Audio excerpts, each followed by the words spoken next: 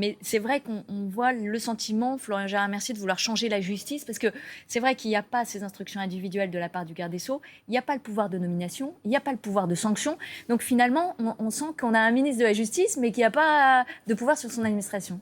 Tout à fait, mais vous savez, si vous revenez un peu aux fondamentaux, c'est-à-dire aux philosophes des Lumières qui ont théorisé et conçu notre République, et qu'ils arrivaient aujourd'hui, ils seraient horrifiés, mais horrifiés par le fonctionnement de la justice qu'on a. C'est-à-dire que vous preniez Rousseau, Montesquieu qui a théorisé la séparation des pouvoirs, Condorcet qui l'a mis en œuvre, tout le monde voulait que les magistrats rendent la justice au nom du peuple et que pour ce faire, ils ne puissent pas être inamovibles, que ce soit des nominations temporaires, soit qu'ils soient élus. Donc, c'est-à-dire que vraiment un fonctionnement très, très profondément différent de celui qu'on a.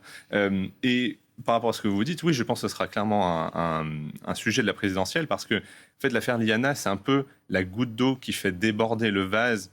Le torchon brûlait quand même depuis longtemps entre les Français et la justice, le système judiciaire, la réponse pénale qui est chroniquement insuffisante face aux émeutes. Et là, ce type d'affaires-là qui touche au cœur tous les Français, c'est quelque chose où il y a une forme de colère froide, je pense, qui s'installe, qui s'exprime effectivement aujourd'hui dans l'émotion, mais qui va demeurer. Et si vous regardez dans les enquêtes, effectivement, dans la confiance dans la justice, déjà avant l'affaire Liana, il y avait 65% des Français qui n'avaient pas confiance. Aujourd'hui, le niveau du coup, de On va crise regarder va peut-être être ce sondage, supplémentaire. si Tout vous à le fait. voulez bien. 86% des Français jugent qu'il y a un problème récurrent dans le fonctionnement de nos institutions. Voilà, ça s'affiche. C'est un sondage Ipsos BVA saisi paru ce matin dans la Tribune dimanche. Et ce n'est pas étonnant, effectivement. Là, c'est sur les institutions, donc ça inclut aussi. Parce que si vous regardez les trois pouvoirs, quand même, l'exécutif, il a à peu près 20% de confiance dans le baromètre du Cevipof de février. Le législatif, donc le Parlement et le Sénat, les Français ne sont que aussi 1 sur 5 à avoir confiance dans les institutions législatives. Et maintenant, la justice également. Donc, c'est-à-dire que sur les trois pouvoirs qui sont les piliers de notre République, il y a une crise de confiance majeure, alors même que les Français restent extrêmement attachés à la démocratie.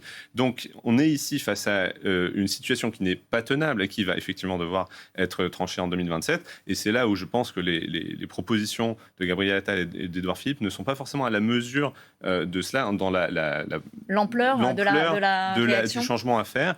Peut-être que justement, la proposition de Bruno Retailleau d'avoir Alors, Bruno Retailleau, il parle d'une cour disciplinaire, tout à justement, fait. pour sanctionner les juges. On sait qu'aujourd'hui, quand un magistrat fait une erreur, bon, soit lui, il peut démissionner, le ministre de la Justice l'accepte, soit c'est le Conseil supérieur de la magistrature qui statue. Donc, certains disent que c'est un peu jugé parti.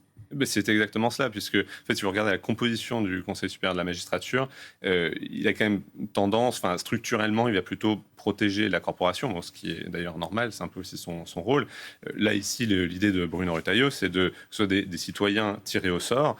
Ça s'inscrit dans une longue histoire. Hein. Déjà, la République athénienne, c'était comme ça que les hauts magistrats étaient contrôlés.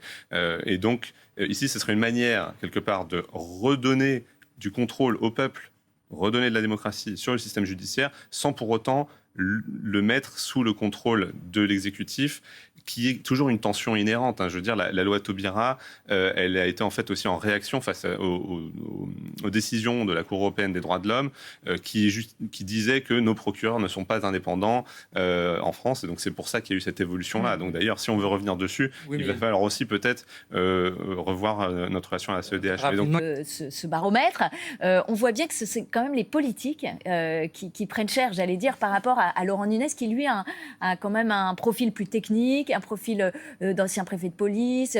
En fait, il y a une crédibilité qui est donnée aux non-politiques quand même aujourd'hui. je ne suis pas certain qu'on puisse conclure ça tout de même, puisque bon, Laurent Nunez, ça fait un moment maintenant qu'il est au gouvernement. Il prend 3 points, alors que la gendarmerie est quand même en cause aussi dans cette affaire.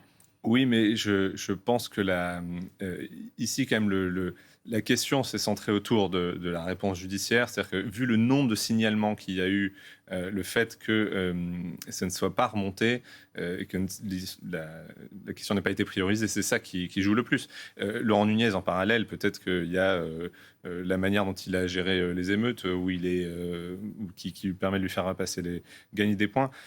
Il est quand même ministre de l'Intérieur ici. On est d'accord que certains gendarmes qui n'ont pas pris les plaintes, ça pourrait jouer en sa défaveur, mais en fait non. C'est-à-dire qu'en fait, et c'est pour ça qu'à mon sens, il y a vraiment, c'est parce que c'est quelque chose de très systémique là qui a été révélé. et sur comment les Français perçoivent leur système judiciaire et son fonctionnement normal, en fait. Et c'est là où il y a effectivement je pense, une rupture entre la manière dont le système judiciaire fonctionne de manière normale et ce que les Français attendent aujourd'hui. Oui, non, je pense que Gabriel Attal a peut-être justement, enfin, par ses phrases chocs, par cette volonté affichée de reconnaître qu'il y a besoin de renverser la table, a mieux compris le moment politique dans lequel on est que Édouard Philippe. Et que tous deux sont quand même, et le bloc central en général d'ailleurs, Raphaël Glucksmann également à mon sens, se doivent d'être sur cette ligne de crête entre...